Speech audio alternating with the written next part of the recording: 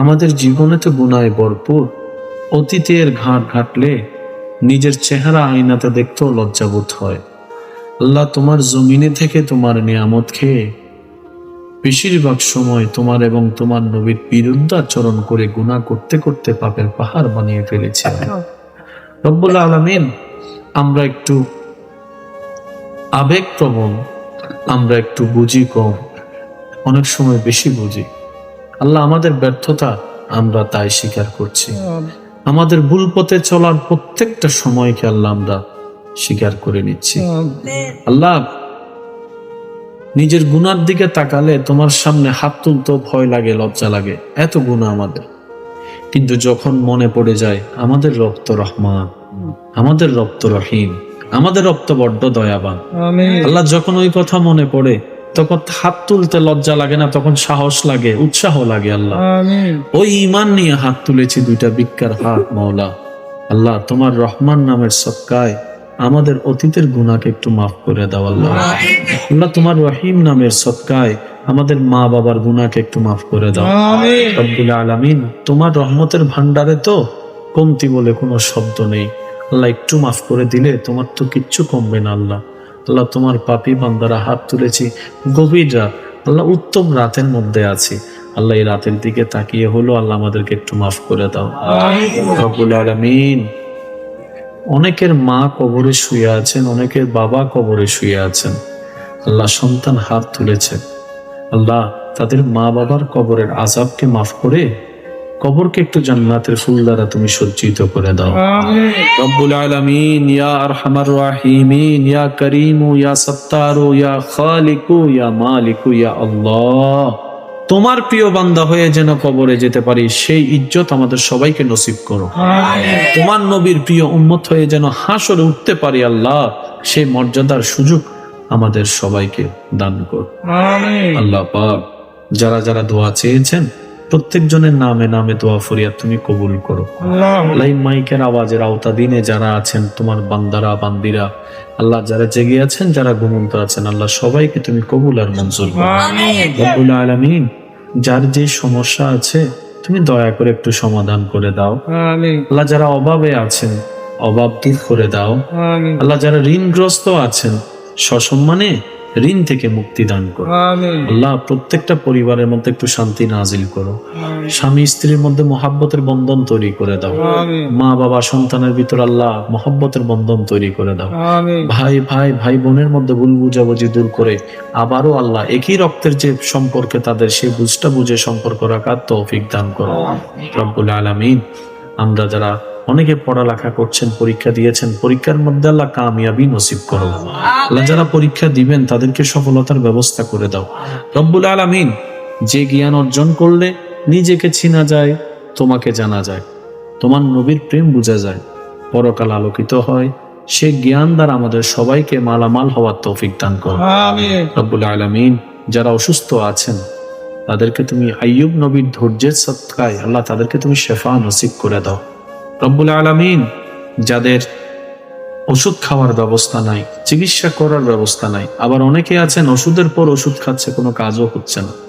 আল্লাহ, যদি এই রোগ বলায় বিপদ আপদ মুসিবত, অর্থনৈতিক কষ্ট, পারিবারিক কষ্ট, সামাজিক কষ্ট, আল্লাহ এই কষ্ট যদি আমাদের গুনাহ মাফের কারণ হয়, হাসরের জন্য কল্যাণকর হয়, তাহলে আমাদের সবাইকে এই সব মুসিবতের ধৈর্য ধারণ করার তৌফিক দান করুন।